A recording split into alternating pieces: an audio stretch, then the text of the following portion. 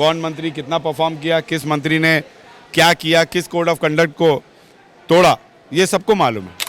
जब मंत्रियों का काज ठीक नहीं होगा, जब हमारे कार्यकर्ता खुश नहीं होंगे, जिला अध्यक्ष खुश नहीं होंगे, तो आपको लगता है कि कांग्रेस पार्टी और जेएमएम पार्टी वापस सत्ता में आ पाएगी?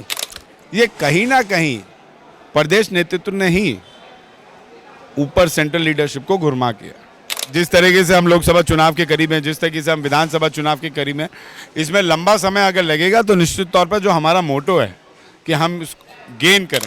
मैं तब भी गलत नहीं था जब मैं पार्टी के लिए काम कर रहा था, मैं आज भी गलत नहीं हूँ जब मैं मंत्रियों का विरोध कर रहा हूँ। और निश्चित तौर पर इन मंत्रियों को हटाने से कहीं ना कहीं पार्टी में भी और कार्यकर्ताओं में भी एक मैसेज। नाराज विधायक 4 दिन के बाद आज रांची लौट आए हैं। अनूप सिंह हमारे साथ हैं, लेकिन जो तेवर है वो बरकरार है।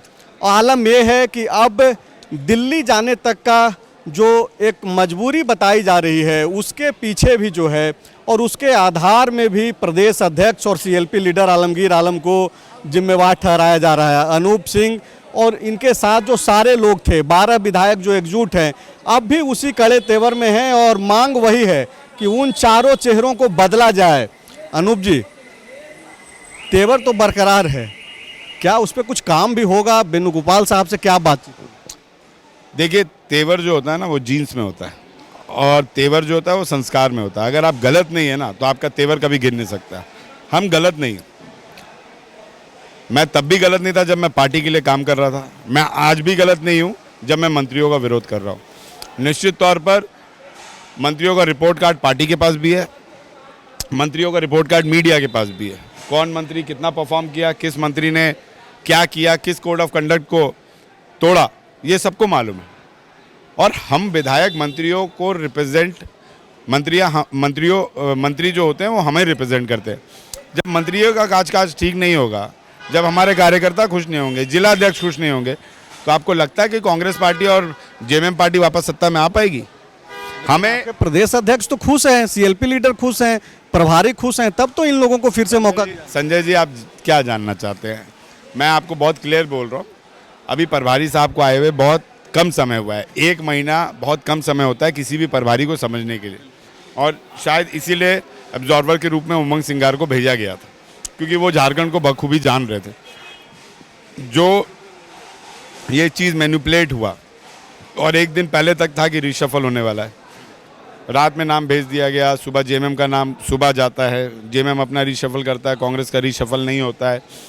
ये कहीं ना कहीं प्रदेश नेतृत्व ने ही ऊपर सेंट्रल लीडरशिप को घुरमा किया और गुमराह करने के लिए प्रभारी जी को भी किया गया।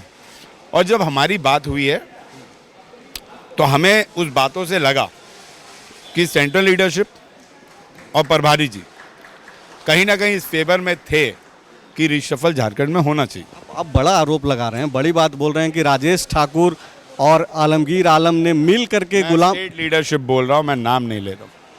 एक कुछ सवाल और हैं अनूप जी, अब आगे क्या होगा? ठीक है कि आप लोग लौट तो आए, अच्छी बातचीत हुई, गुलाम मोहम्मद मीर भी गए, उमंग सिंघार भी गए, केसी वेणुगोपाल से भी मुलाकात हुई, तो क्या कोई मतलब आश्वासन मिला? क्या आपको ये लगता है कि बदलाव होगा? एक बात समझ जाइए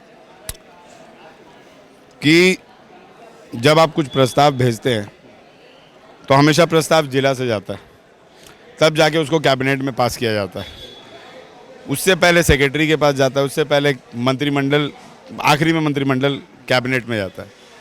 निश्चित तौर पर मंत्रिमंडल कैबिनेट एक्सेप्ट तभी करता है जब उसे लगता है कि इससे कुछ फ़ायदा होने वाला है। और केसी वेणुगोपाल सर का सभी विधायकों को इंडिविजुअली मिलना ये अपने आप में बहुत बड़ी बात है, क्योंकि जो रिपोर्ट कार्ड पेश किया गया, जो हम लोग ने तत्व सामने रखा, उसमें निश्चित तौर पर उन्होंने कुछ ना कुछ तो मिला होगा जो उन्होंने हमें आश्वासन दिया।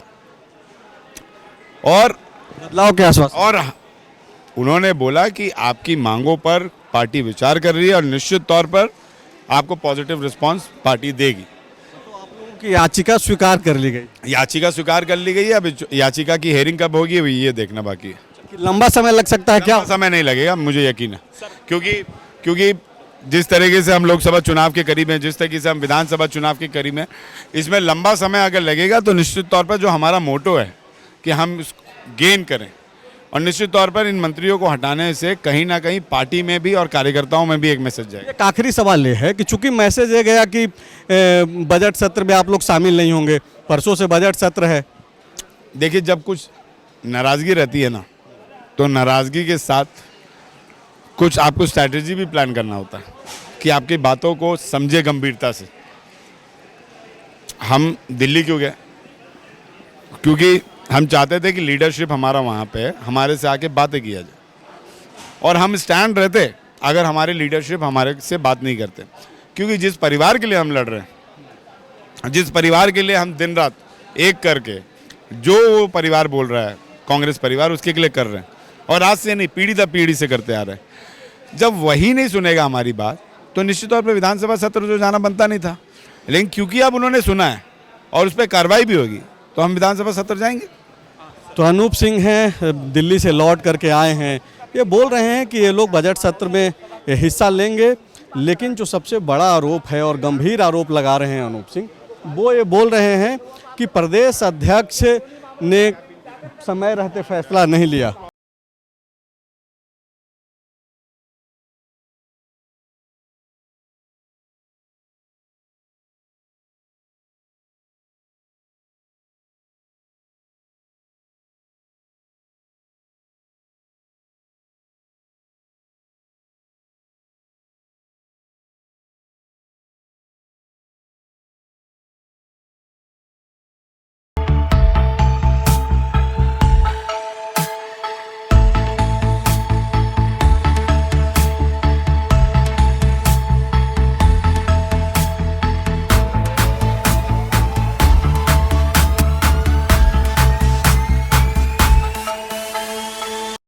The followup.in. Like.